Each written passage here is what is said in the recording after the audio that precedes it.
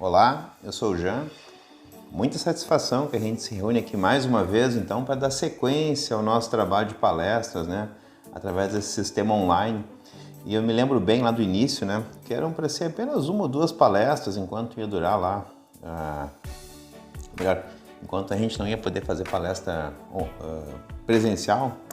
Então o pessoal havia pedido para que a gente continuasse lá com o trabalho de palestras, né? Enfim, fizesse alguma forma para chegar até vocês. E olha só, já estamos no capítulo 24. Faltam só mais 3 capítulos para finalizar o Evangelho. E era só uma ou duas palestras para fazer, né? Então acho que esse sistema ele acabou sendo interessante. Foi a forma que encontramos, né, de continuar o trabalho de palestras, continuar levando essa mensagem do Evangelho. E eu acho que está sendo bem aceito, né? Pelo menos o pessoal tem dito aí que tá gostando, tá achando interessante. Então, se você quiser aí estar recebendo as nossas palestras, o material que a gente está postando, embaixo do vídeo aí tem aquele canal de inscrição, se inscreve no canal. Sempre que a gente postar algum material novo aqui, sempre que for postado alguma palestra, algum outro material, algum vídeo, você recebe de primeira mão. Bem, eu faço parte então do grupo de palestrantes do Centro Espírita de Luz, juntamente com a Tânia, com o Fabiano e com a Thaís. A gente se reúne aqui semanalmente para levar para vocês um pouco de luz, né, acerca do Espiritismo, né, esses assuntos que o Evangelho aborda e que os temas livres também vêm trazendo, né. Então, se inscreve aí no nosso canal, nos acompanha e se gostar do vídeo, deixa o like, deixa o dislike, né, se não gostar. Coloca aí os comentários, o que vocês estão achando, o que vocês estão querendo que a gente apresente. A gente tem um formato que semanalmente, né, ou melhor, mensalmente, a gente faz um tema livre, que normalmente ele tem se baseado, agora o último tema livre se baseou num livro, né? Vamos ver como é que serão os próximos temas livres, né? E a gente fica ali aguardando as sugestões e os pedidos de vocês. Como a gente sempre fala, né? Como eu sempre falei nos vídeos anteriores, o Evangelho segundo o Espiritismo, que é o que a gente se baseia e segue para poder orientar as palestras, né? Ele é dividido em algumas partes. Então lá, eles estão todos esses 24 capítulos que a gente já abordou, né? Do primeiro ao sexto, a gente tem os fundamentos. O que é essa doutrina? O que ela vem? O que ela vem fazer? O que ela vem trazer de novo, né? O que é essa mensagem do Cristo, né? O que o Evangelho do Cristo, sob a ótica do Espiritismo, vem trazer para nós, né? Então, do 1 ao 6, a gente vai conhecer essa proposta, né? Conhecer a proposta. Gostei, achei legal. Quero implantar na minha vida. Então, lá do capítulo 7 ao capítulo 10, eu tenho os instrumentos, né? Como é que eu faço para colocar isso para valer na minha vida? Do capítulo 11 ao capítulo 20, a gente abordou as instruções, né? Como é que tem que ser então, né? Eu já gostei, peguei os fundamentos, tenho os instrumentos, agora que instruções eu tomo. E agora, do capítulo 21 ao 27, nós temos os instrutores, que é o que a gente está trabalhando agora. Então vamos lá, no 21, né? O primeiro instrutor que a gente não deve acreditar em qualquer instrutor, a gente deve duvidar, né? E falar dos falsos profetas. No capítulo 22, nós falamos lá dos nossos companheiros de jornada, né? Então, não separei o que Deus juntou, o que vem falar, né? O que Deus uniu, que vem falar ali do casamento. O capítulo anterior da semana passada, o 23, né, que a gente tem que aplicar o filtro, que a gente não deve levar as coisas ao pé da letra, né, que a gente tem que ter sempre o bom senso. E nesse capítulo 24 agora, né, que fala, não ponhais a candeia debaixo do alqueire, vem falar justamente desse instrutor, né, que é na verdade o quê? O caminho, então basicamente seria isso. Então, eu quero convidar vocês então a gente entrar agora no nosso capítulo 24.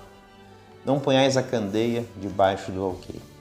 Então eu vou deixar a parábola aqui de Jesus para ele mesmo pronunciar as parábolas, né? Segue aí. Exultai e alegrai-vos, porque é grande o vosso galardão nos céus. Porque assim perseguiram os profetas que foram antes de vós. Vós sois o sal da terra, e se o sal for insípido, para nada mais presta, senão para se lançar fora e ser pisado pelos homens. Vós sois a luz do mundo. Não se pode esconder uma cidade edificada sobre um monte, nem se acende a candeia e se coloca debaixo do alqueire, mas no velador, e dá luz a todos que estão na casa. Assim resplandeça a vossa luz diante dos homens, para que vejam as vossas boas obras e glorifiquem a vosso Pai que está nos céus. Por que lhes falas por parábolas? Porque a vós é dado conhecer os mistérios do reino dos céus, mas a eles não é dado.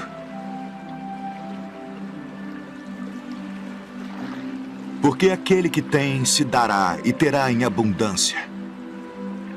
Mas aquele que não tem, até aquilo que tem, lhe será tirado. Por isso lhes falo por parábolas. Porque eles vendo não veem, e ouvindo não ouvem nem compreendem. E neles se cumpre a profecia de Isaías que diz: ouvindo ouvireis, mas não compreendereis. E vendo, vereis, mas não percebereis.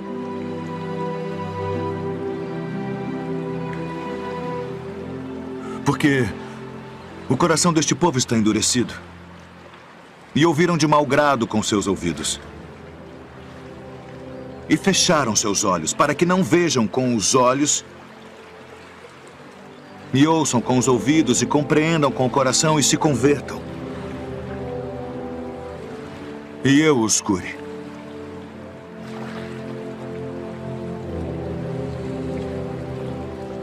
Mas bem-aventurados os vossos olhos, porque veem, e os vossos ouvidos, porque ouvem.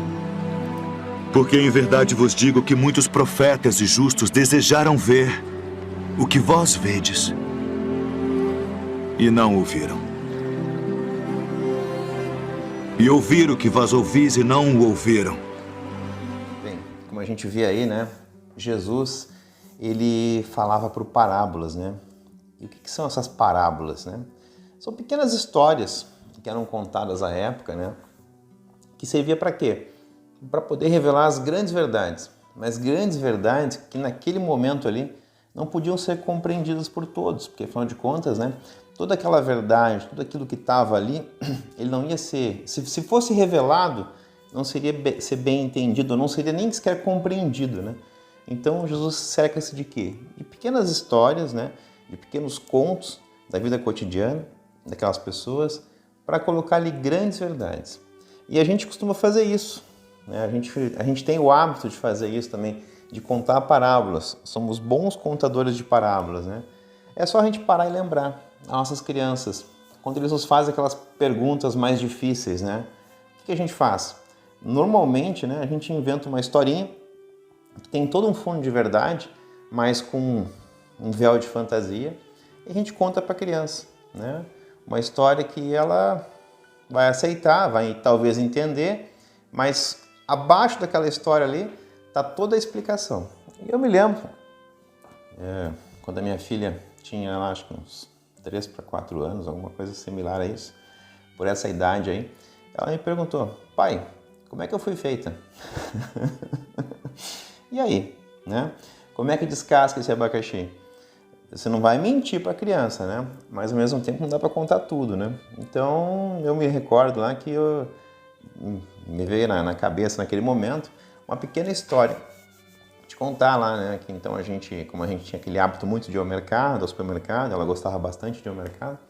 Então que no mercado existia uma prateleira lá que era a prateleira das crianças, que a gente lá, então o pai e a mãe escolhiam ali, né, a sementinha que a mãe ia colocar na barriga, que a mãe ia comer, né, e na barriga dela ia sair ia vir aquele filho, né.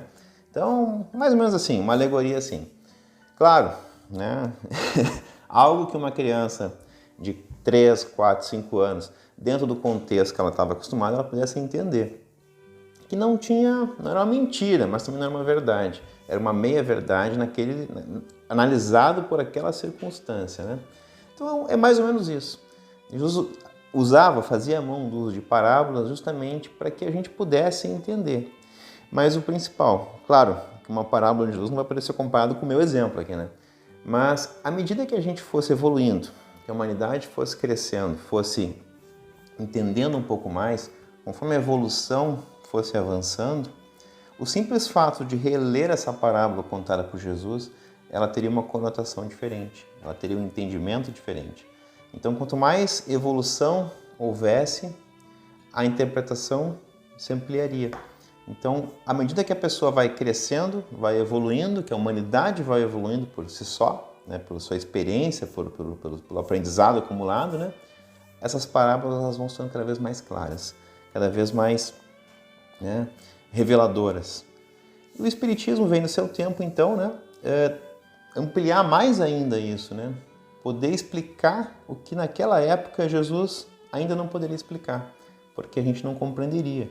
Então, o Espiritismo, a seu tempo, com uma terceira revelação, ele vem justamente trazer isso. Muita claridade em cima de fatos que ainda eram, de certa forma, obscuros. E por falar em obscuro, apagou a luz aqui, né? Então, vamos colocar luz sobre tudo isso. Bem, então, explicando um pouquinho essa questão ali da parábola, né? Então, ele falava por parábolas justamente para que a gente tivesse, né, no seu determinado momento, poder entender um pouco mais. E essa parábola, então, que dá título a esse capítulo, né? Não ponhais a candeia debaixo do alqueire. Bom, a Thaís já explicou, o Fabiano já explicou, vamos dar uma repincelada nisso aqui, né? Então, para quem não assistiu as anteriores, né? Quem não assistiu as palestras anteriores que vão completar esta palestra aqui, por favor, assistam. Tem a da Thaís, tem a do Fabiano, né? Que são a mesma palestra, só que com uma ótica um pouquinho diferente e analisando termos que aqui a gente vai só pincelar. Então, o que é candeia? Candeia é aquelas lamparinas antigas, né? A gente tem que se lembrar que isso tem 2000 anos. Energia elétrica não existia, lanternas não existiam e a iluminação era feita através de quê? Uma pequena lamparina de barro, que era abastecida com óleo, com azeite, né? E tinha um pavio e ali ele era acendido fogo queimado. Então, a candeia era uma lamparina, né? Então, diz assim, não ponhais a candeia debaixo do alqueire. Tá, e o que era o alqueire? O alqueire, na verdade, ele era uma unidade de medida para compra de cereais, para venda de cereais, né, de produtos, que é a nossa tradicional caixa, né? Quem já foi no Ceasa, quem já foi nas feiras, a gente quando vai comprar tomate, quando vai comprar batata, né, a gente compra caixa, vem uma caixa de tomate, né, que é uma unidade de medida. Então ali vem, sei lá, 15 quilos de tomate, 20 quilos, então é uma unidade de medida. O alqueire era mais ou menos isso. Então era uma unidade de medida que se colocava ali os cereais e era negociado a partir dali. Então, eu quero um alqueire de feijão, um alqueire de arroz, né? Enfim, de trigo, mais típico da época, né? Então, não ponhais a candeia debaixo do alqueire, não põe a lamparina debaixo da caixa, mas sim sobre o candeeiro. O que era o candeeiro, né? A parte mais elevada da casa, onde a gente poderia colocar aquela lamparina e aí sim, ela ia iluminar todo o ambiente, né? Então, o objetivo da mensagem de Jesus nessa parábola é o quê? Que a gente não deveria ocultar a verdade, a gente não deveria esconder a verdade, que sim, a gente deveria difundir a verdade e não se utilizar disso e contar talvez meia verdade, que na verdade, a tarefa sim seria revelar aquilo que se sabe, né? Levar o conhecimento adiante, ajudar o teu próximo, iluminando o caminho dele, te iluminando e, consequentemente, iluminando o caminho dele, né? Então, seria mais ou menos por aí a questão aí do alqueire e da candeia. Então, não esconde a luz, né? Coloca a luz em um local que todos possam ver e que ilumine todo o caminho e toda a volta, né? Que tudo possa ficar iluminado.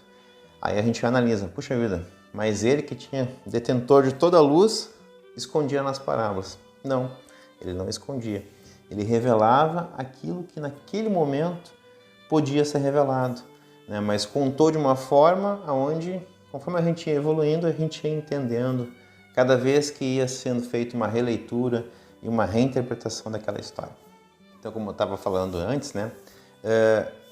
Tudo tem seu tempo, como diz ali, né? Tem o tempo de semear, tem o tempo de plantar, tem o tempo de semear, tem o tempo de esperar, tem o tempo de colher, né? E toda semente que ela é lançada na época que não é a época própria para a germinação dela, para o crescimento dela, ela acaba não crescendo e não germinando.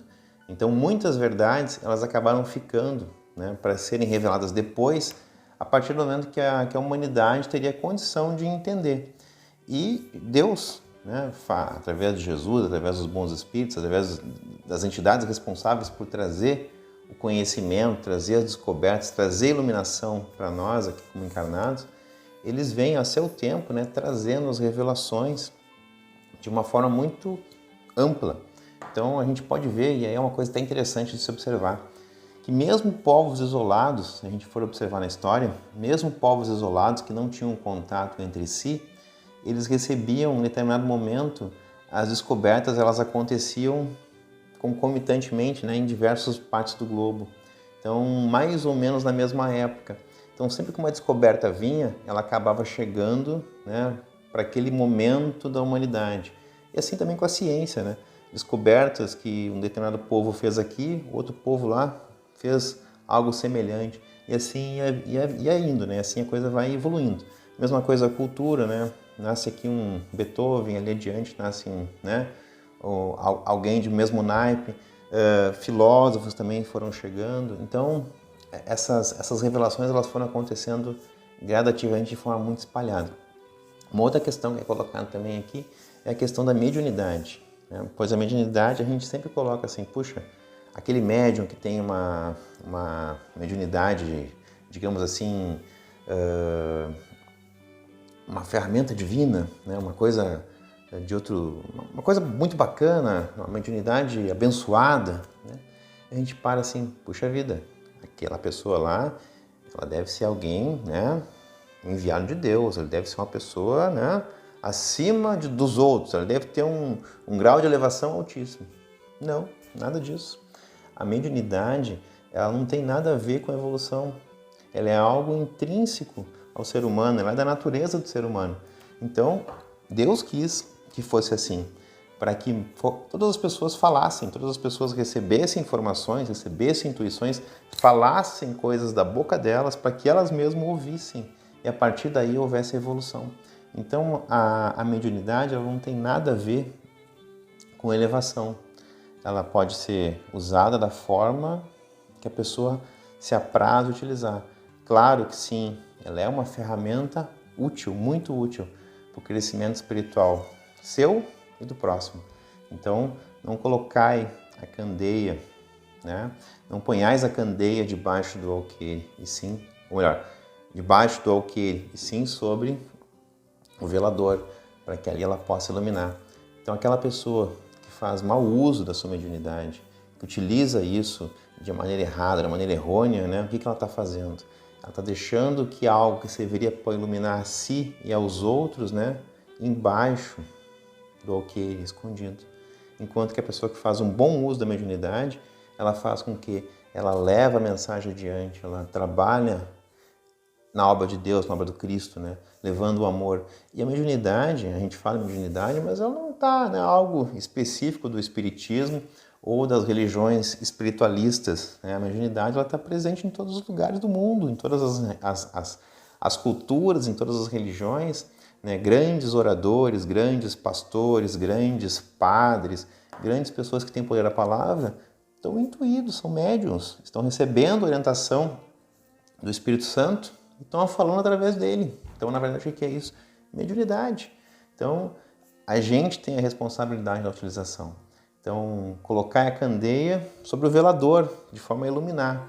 E não utilizar isso para seu benefício próprio e para ter algum tipo de ganho com isso, que não é o objetivo.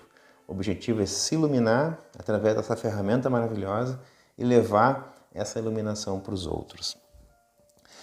Uma outra, antes que eu me esqueça aqui, uma outra questão ainda falando da iluminação e das candeias, né, e tudo mais, que tudo acaba sendo revelado no momento correto, no momento oportuno. E isso a gente pode ver também nesse momento que a gente está vivenciando, que a gente está passando, que a gente está vivendo nos últimos anos, né? Nunca na história as coisas foram dessa forma. A velocidade em que as descobertas vão chegando, que a humanidade vai conhecendo as coisas, nunca foi tão grande, né? Então, nunca, toda a história, houve tanto difusão de conhecimento, houve tanto conhecimento sendo agregado, sendo difundido. Então se está tendo um crescimento muito grande a nível científico e também a nível moral, pois as pessoas estão se comunicando mais, as pessoas estão interagindo mais umas com as outras, colocando mais os seus pontos de vista, né? Deixando que haja uma iluminação geral, né? E também uma coisa interessante quando a gente observa isso. Por exemplo, a gente acha, né, se a gente parar para observar, que as coisas não vão bem, que o mundo não vai bem, né? Então a gente começa a ver cada coisa aí na mídia, né? Cada coisa que acontece, né? Cada situação que surge, que, meu Deus, antigamente não era assim. Não, era pior. Só que a gente não via, a gente não enxergava, a gente não conseguia ver. E aí tem um exemplo que eu já citei aqui em outras palestras, que, se não me engano, é do indiano lá, que contou isso, né? Eu achei muito bacana. Que, por exemplo, a gente vivia antes, nos outros anos, nas outras décadas, né? Como alguém que mora numa casa. Uma casa de madeira, muito simples, né? Que as paredes não são pintadas. E no centro dessa casa existe uma única lâmpada. Uma única lâmpada que ilumina uma casa inteira. Né? Onde não tem assim muita... As paredes são muito simples, são pintura, né? Algo muito sutil. Sutil que eu digo assim, muito simples. Né? E no meio dessa casa só tem uma lâmpada de 40 watts. Aquelas lâmpadas bem fraquinhas. Aquelas incandescentes. Aquelas antigas, tá? Que esquentavam. Então uma lâmpadazinha de 40. Então quando chega a noite, o que acontecia? A pessoa entrava dentro de casa, olhava a parede, né? Normal. Não tinha nada de mais de diferente naquela parede. Chegou então a tecnologia, chegou a modernidade, a pessoa foi lá e instalou naquela casa 4, 5 lâmpadas de 100 watts, das antigas. Né? O que aconteceu? Ficou tudo muito mais claro. Então todas aquelas coisas que até então com a lâmpada de 40 watts a gente não enxergava, agora começou a enxergar, porque agora tem muita claridade ali. Então as paredes, elas não são mais como antes, né, à noite, lisinhas. Agora a gente consegue ver as telinhas de aranha, a gente consegue ver os bichinhos, a gente consegue ver as coisas que antes não era possível ser vista. Então a gente passa por esse processo. Então muitas coisas estão sendo reveladas, muitas coisas que até então estavam escondidas estão vindo à tona. Então, mais ou menos por aí. Uma outra questão que ele fala, uma passagem aqui que ele coloca, vou dar uma lidinha rápida. Jesus enviou seus 12 apóstolos depois de haver dado alguns detalhes, algumas instruções. Ele diz o seguinte: não procureis os gentios e não entreis na cidade dos samaritanos. Ide antes em busca das ovelhas perdidas da casa de Israel e nos lugares onde fordes pregar, dizendo que o reino dos céus está próximo. Então, só para a gente entender essa passagem aqui, o que eram os gentios na época, né? Os gentios eram todos aqueles que não eram judeus. Então, todos aqueles que não eram, digamos assim, do time deles, então são os gentios. Todos os outros povos que tinham outras culturas ou até um outro entendimento em relação às escrituras, né? Em relação eram chamados de gentios. Então, Jesus aqui faz uma recomendação para os apóstolos que iam sair, né, para difundir o evangelho, porque naquela época não tinha internet, naquela época não tinha YouTube. Como é que era feita a coisa, né? Como é que era feita a difusão? Era com eles falando. Então eles iam falar e iam difundir. Então ele vai a todos os lugares, pregai e dizei lá que o reino dos céus está próximo, mas não vai lá nos gentios, tá? Fica só no povo aqui que já tem alguma iluminação, já tem algum tipo de conhecimento acerca da obra, que já tem um solo relativamente preparado para receber a semente. Os gentios não estavam preparados ainda, né? Então ele recomenda isso aos apóstolos. Os apóstolos vão levar a boa nova, vão levar a mensagem, né? Mas ao povo de Israel, não aos gentios. Depois, no segundo momento, ele encaminha, então ele manda uma pessoa, né, específica que ele escolheu, que Jesus escolheu, e escolheu de uma forma bem interessante, porque na verdade ele pegou quem? Ele pegou um perseguidor dos cristãos da época, aquele que era um dos que perseguiam os cristãos, né? Ele pegou o tal do Saulo, que era um perseguidor, na verdade, né? Ele era, se não me engano, ele era um grego, que que tinha a cidadania romana, e ele trabalhava com a perseguição dos cristãos. E em determinado momento, quando ele está indo, né, perseguir cristãos, ele tem um encontro com Jesus, né? Acontece uma situação lá onde ele tem uma visão, né, um grande clarão, e Jesus se faz presente para ele, fala com ele, né, e pergunta: Saulo, por que me persegues? Né? E aí, nesse momento, ele é tocado, né? Ele se sente tocado, essa presença junto do Cristo, junto dele, esse impacto que ele teve lá no caminho de Damasco, né?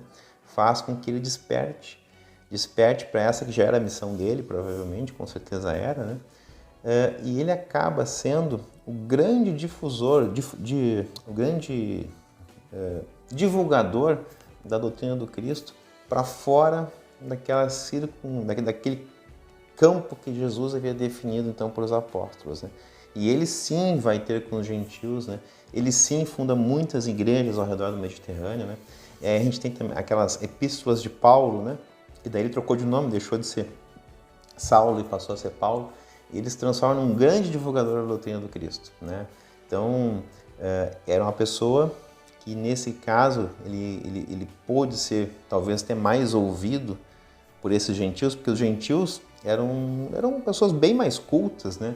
Que aqueles pescadores lá que eram os apóstolos, né? Então, ele pega uma pessoa com um grau de instrução bem maior, uma reputação maior, porque, afinal de contas, ele tinha toda uma descendência, ele era um cidadão romano, então ele consegue uma penetração maior nesses povos.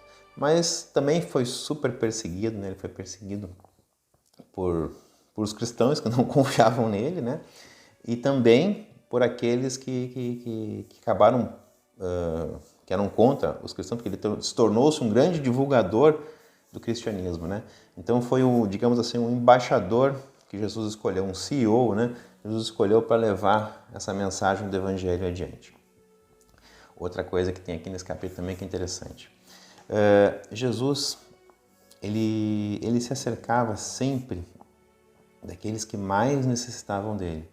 Então, e ele era muito questionado por isso. Porque se a gente parar e analisar o evangelho, a gente vai ver que Jesus ele se fazia, né, ele conversava com prostitutas, ele se relacionava com cobrador de impostos, pessoas de má vida que roubavam os outros, né? Então, ele andava com mendigos, né, curando mendigos, curando cegos, andando e tocando em leprosos, né, que eram seres que estavam à margem da sociedade, curando mulheres que eram condenadas por aqueles sangramentos que a gente já falou aqui. Então, Jesus era uma pessoa, olhando pelos olhos da época, das pessoas, ele não era uma pessoa que, né, chocava. E ele dizia, né, que não eram os que tinham boa saúde, que precisavam de médicos, e sim aqueles que não tinham boa saúde no caso espiritual. Jesus, certa vez, né, devem conhecer a história de Zaqueu, ele passando ali numa multidão, né, num local, Zaqueu, que era um cobrador de impostos, né, pessoa de má vida, se esforça então para ver Jesus, que tinha uma multidão muito grande ali, onde Jesus queria ver Jesus, queria poder chegar perto dele, queria poder enxergar o mestre, né? E como ele era muito baixinho, ele não enxergava ali Jesus passando na multidão, né? Então o que ele faz? Ele pega e sobe numa árvore, vai lá em cima da árvore e fica olhando Jesus passar. E aquilo chama a atenção de Jesus. Quando ele está passando, Jesus olha, né? E fala com Zaqueu: Zaqueu, hoje eu vou jantar na tua casa. Todos ficam muito impressionados com Jesus, mas como, né? Ele é um cobrador de impostos, como é que tu vai lá? Ele é uma pessoa que não presta, ele é uma pessoa de má vida, né? Então Jesus ele tinha disso, né? Ele levava justamente a palavra a quem precisava ouvir. Então não são os que gozam de boa saúde que precisam de médicos, né? E chegando lá na casa de Zaqueu, né, Jesus provoca lá, na verdade, uma conversão de Zaqueu, né? Deixando ele de ser uma pessoa de má vida e se tornou uma boa pessoa. É onde ele faz lá, né? Ele fala, né, que ele ia restituir aqueles que ele roubou, que ele ia mudar a forma de vida dele, né? Então Jesus ele se direcionava justamente às pessoas que precisavam. Aquela passagem também do cego, aquele Bartimeu, né, que nós já contamos em outra palestra, que é onde Jesus estava passando então por um caminho similar a esse que ele encontrou Zaqueu. E sempre, né, que Jesus passava por algum lugar, grande multidão, né, se sabia que ele estava indo por ali, passando por ali, procurava se acercar dele, né. Então existia lá um cego chamado Bartimeu, né, cego de nascença, se não me engano. E esse cego, ele tinha algumas características, né? Porque os cegos da época, lá, os mendigos da época, o Império Romano, como dentro da conjuntura, era muito organizado. Até para poder, digamos, pedir nas estradas, para poder viver da mendicância, né? O Império, ele exigia que a pessoa tivesse uma licença imperial para isso, né? Tinha que ter uma licença para pedir sustento. Que era uma capa lá que eles recebiam, né, dizendo que eu sou um miserável, vivo de esmolas, alguma coisa similar a isso. Então, onde você está passando, esse cego, né, ele viu que Jesus estava passando por ali. O que ele faz? Ele pega, né, Jesus passando por aquele caminho, ele grita. Aí, quando ele grita, né, Jesus para. Aí conta a história, né, que o Bartimeu ele se levantou, né, vai em direção a Jesus, porque Jesus parou para ele, né, ele vai em direção a Jesus, ou antes disso acho que ele grita mais uma vez, se não me engano, mas assim que ele consegue a atenção de Jesus, ele levanta, onde ele estava deitado ali, solta aquela capa, né, e vai em direção a Jesus. E nesse ato de soltar a capa, né, é algo interessante, porque quando ele solta a capa, a gente vai para analisar, ele soltou também, né, muitas coisas, entre elas, né, como é que se diz? A subsistência dele. Porque provavelmente quando ele soltou essa capa, algum outro mendigo que estava ali perto deve ter juntado, porque nem todos tinham essa capa, né? Então quando ele solta essa capa, antes ele deve ter perdido essa capa para alguém. Mas na hora que ele faz isso, ele nem pensa, ele simplesmente solta a capa e vai em direção a Jesus. E em direção a Jesus, né, Jesus pergunta para ele, né, o que queres que eu faça? E ele responde, eu quero que o Senhor me cure, Jesus, eu quero enxergar, eu quero poder ver, eu quero que o Senhor me cure. Né? E ele tinha tanta fé, mas tanta fé que seria curado, que ele foi curado. Então ele não hesita em soltar a capa, em deixar aquela vida para trás, em ir adiante, mas o principal de tudo, quando ele se coloca diante de Jesus, ele tinha plena certeza que se ele conversasse com aquele homem e aquele homem aceitasse curar ele, ele seria curado. Naquele momento, Jesus cura ele e diz, né, que a fé dele havia salvado, havia curado ele. Então, a fé dele curou. Então, ele faz o quê?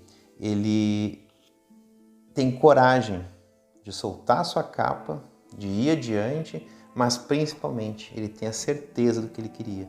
E com essa certeza do que ele queria, né, Jesus faz o trabalho de cura, né, de cura e da modificação fisiológica dele que fez enxergar. Então, aquilo que se fala sempre, né? Jesus não curava todos. Jesus curava aqueles que estavam prontos, aqueles que sabiam, que tinham aquele poder interior da fé, que acreditavam, né, que o simples fato de estar próximo a Jesus já resolveria. Aquela questão daquela mulher que nós falamos antes também, né? Que ela sangrou lá por 12 anos, ela tinha uma hemorragia, né? E isso dentro da cultura judaica colocava ela como uma pessoa impura. Então também era uma pessoa à margem da sociedade. E ela sequer ousaria, né, chegar perto das pessoas ou perto de Jesus. Mas ela sabia que se ela tocasse pelo menos o manto de Jesus, ela seria curada. Então ela vai meio que se abaixando por entre a multidão e simplesmente toca o manto de Jesus. E ela tinha certeza que se ela só tocasse o manto dele, ela estaria curada. O que acontece? Ao sentir o toque, né, Jesus afirma para Pedro, né, Pedro, alguém me tocou. Aí ele deve ter falado para ele, claro, Jesus, todo mundo, Senhor, mestre, Rabi, todos devem ter tocado, aqui está uma multidão, está uma confusão, tem um monte de gente aqui, muitos devem ter tocado, Senhor. Assim, não, senti sair de mim uma virtude. Então, assim, ele sentiu um toque diferente. Então, aquele simples toque no manto de Jesus fez com que toda aquela energia de amor do Mestre fosse transferida para essa mulher e ela foi curada, apenas pelo toque, no manto de Jesus. Mesma coisa. ela tinha fé e ela sabia o que queria. Então ela vai em direção do mestre, né? E o mestre, né, sentiu sair dele uma virtude e curou ela.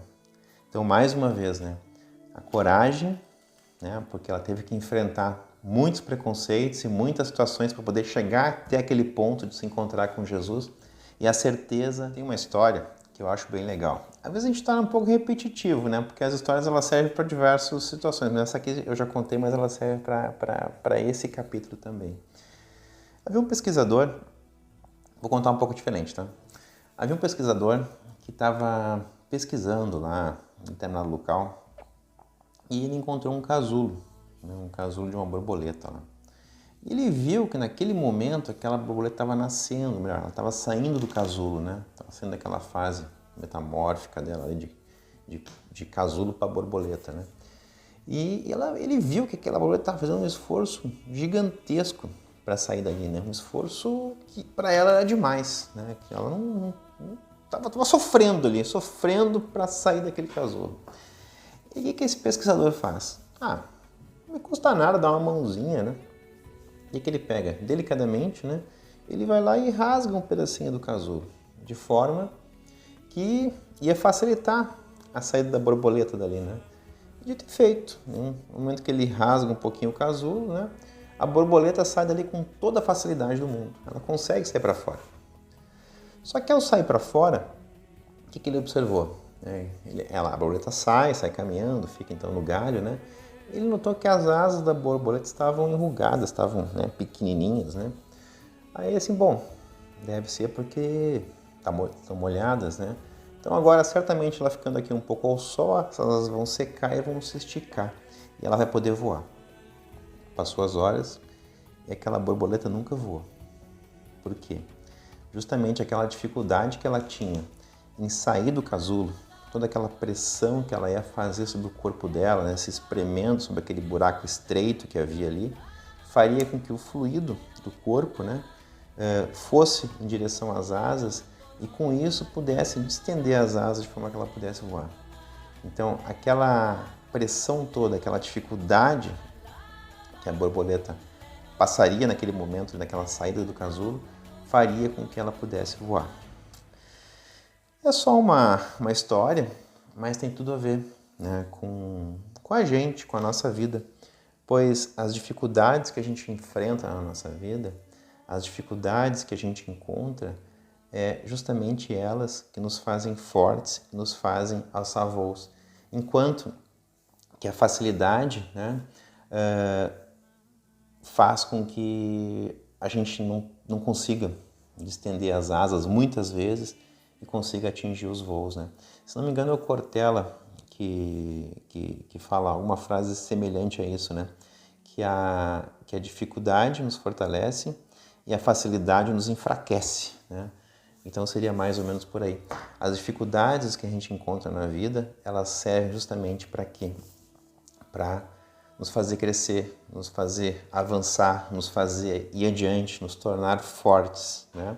Fazer com que a gente consiga alçar os nossos voos maiores. Então, muitas vezes também a gente se encontra em situações onde a gente vive aquele emprego que não nos valoriza, que a gente não está feliz, ou então situações que se apresentam na nossa vida e que a gente simplesmente tem medo de tomar alguma iniciativa, tomar alguma posição, ou simplesmente dar um passo adiante. E a gente fica, às vezes, preso pelo medo, não deixando que a vida flua, né? Às vezes a vida coloca oportunidades pra gente e a gente, né? Não, eu não vou sair aqui desse ponto que eu tô, porque aqui eu tô confortável, aqui eu tô bem, aqui eu tô protegido. Eu não vou ir talvez para lá, porque se eu for para lá, que é o que está aparecendo para mim aqui, talvez aquelas coisas pode não dar certo e eu posso me arrepender. Então muitas vezes por medo a gente é paralisado, que o medo nos paralisa. E muitas vezes seria por ali, enfrentando aquela dificuldade momentânea, né? Carregando talvez aquela pequena cruz que eu deveria carregar naquele momento ali, ou então indo adiante, né? Vencendo o meu medo, lá talvez eu encontre a minha felicidade, lá talvez eu encontre, né, aquilo que eu estou buscando. E muitas vezes, inúmeras vezes a gente fica ali por medo, vivendo uma situação infeliz, ou então vivendo privações por medo de inovar, por medo de ir adiante, por medo de fazer melhor. Muitas vezes a gente está num emprego que não nos valoriza, num emprego que a gente, né, não está gostando, e só que tem um detalhe, normalmente, né, a gente é o culpado por isso. Normalmente sim. Por quê? Porque se a gente fizer o nosso trabalho bem feito, isso, eu estou dando exemplo de trabalho, mas isso vale para tudo na nossa vida. Pois tudo aquilo que a gente faz bem feito, que a gente faz com amor, que a gente faz com afinco, que a gente faz com dedicação, isso floresce, isso cresce na nossa vida. Isso faz com que a gente se torne visível aos outros, né? Então, oportunidades surgirão em virtude do esforço que a gente desempenhar. Então, quanto mais a gente dá para a vida nos devolve. Quanto menos eu dou para ela, menos ela me devolve. É assim que funciona. Então, tudo que a gente faz com amor, com dedicação, com atenção, com carinho, com presteza, na mesma hora a vida retribui. É sempre assim, isso é uma lei. Deus espera que a gente tenha, né, esforço, pequenos esforços que vão ser sempre recompensados, né? É que nem aquela história, né, da multiplicação dos pães e dos peixes lá. Uma multidão precisava ser alimentada, né? E aí, bom, o que nós temos aí? A gente tem aqui, Senhor, 2 peixinhos e 5 pães, ou alguma coisa trocadinha com isso, ao inverso. Então Jesus pega o quê? Me traz esses pães, me traz esses peixes, ele pega e multiplica. E dá para toda aquela multidão comer e ainda sobra, conta o relato lá no Evangelho, né? Então Deus quer exatamente isso de nós. Ele quer que a gente dê um primeiro passo. Ele quer que a gente dê alguma coisa, né? O primeiro passo. Então, uns peixinhos, uns pãozinhos, ele multiplica na nossa vida. A gente dá um primeiro passo e ele faz o resto, ele nos auxilia. Ele quer que o quê? Que a gente saia do nosso ponto de conforto, que alguma luz ali se acenda, que a gente tire, né, a candeia debaixo do alqueire, né? Porque a nossa candeia está ali, é só a gente tirar o alqueire. Então a gente faz algo, Deus faz o resto. Então esse é o chamado que Ele tem para a gente, né? Faz um pouco por ti, faz algo por ti, né? E a gente lembra aquela história do cego lá, né? Imagina se hoje, ao chegar em casa, a gente já está em casa. Mas se hoje, então, antes da gente dormir, Deus, ou melhor, Jesus, se postasse na nossa frente, o que a gente falaria para Ele? Imagina a cena. Tu está indo deitar, daqui a pouco Jesus se faz presente na tua frente. O que tu falaria para Ele? Pois, afinal de contas, né? Lembra da história do cego? Ele chama, Jesus atende. E aí Jesus pergunta, o que queres que eu faça? Se Ele fizesse essa pergunta para nós hoje, o que a gente responderia? Se Jesus te perguntasse na tua casa, o que queres que eu faça? Qual seria a tua resposta?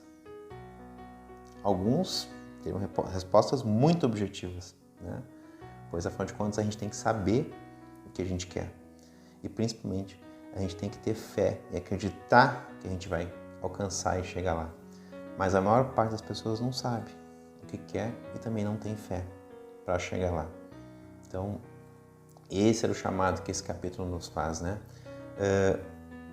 Que a gente tem que colocar a nossa luz para fora, que a gente tem que deixar brilhar, que a gente tem que fazer tudo que a gente puder por nós e pelos outros da melhor forma possível. Iluminar o nosso caminho, iluminando o nosso caminho, iluminar o que está ao nosso redor.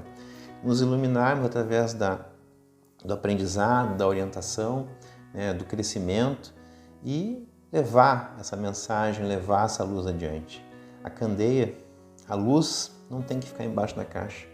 A luz tem que ficar em cima, onde ela possa iluminar a tudo e a todos. Então, vou convidar todos agora nesse momento a gente se unir em oração, se unir então através das vibrações com o nosso Mestre Maior, o nosso Deus Todo-Poderoso, e pedir a Ele que nesse momento, toda e qualquer negatividade que esteja em nossas casas, locais de trabalho, casas de amigos, parentes e familiares, que todas elas, sem exceção, sejam recolhidas, sejam conduzidas ao espaço e lá sejam queimadas de forma a não prejudicar a mais nada e nem a ninguém. Nós queremos te pedir também, Pai, que ilumina, ou melhor, que também purifique os nossos trabalhos, as nossas escolas e tudo aquilo, Pai, que é importante na nossa vida, para o nosso crescimento pessoal, intelectual, e que nos faz iluminarmos. Nós te pedimos também que toda e qualquer negatividade que aí possa estar também sejam recolhidas e sejam conduzidas ao espaço e lá queimadas. Queremos te pedir nessa hora sagrada, Pai. Derrama sobre nós as tuas bênçãos de paz, de amor, de luz, de força, de equilíbrio e de esperança, de saúde, de tranquilidade, de felicidade e de paz. Ilumina nossas casas, ilumina as casas dos nossos amigos, parentes, familiares. Ilumina todos que convivem conosco nesses ambientes, Pai. Ilumina nossos locais de trabalho. Ilumina as nossas cidades, o nosso país, o nosso mundo, Pai. Ilumina a toda essa humanidade que clama por Ti. Clama pelo Teu amor, pela Tua luz, pela Tua paz, pelo Teu carinho, pela Tua proteção. Nós sabemos, Pai, que Tu dirige esse grande navio que é o planeta Terra. Então nós te pedimos, Pai, muita paz, muito amor, muita luz, muita tranquilidade. E assim, querido amado Pai, agradecidos por esse momento de encontro contigo e por tudo que aqui falamos, nós queremos te pedir permissão, então, para dar por encerrado esse nosso encontro da manhã, da tarde ou da noite de hoje, né? Conforme o horário que vocês estão ouvindo e assistindo esse vídeo. Um grande abraço a todos, uma boa semana e fiquem todos com Deus.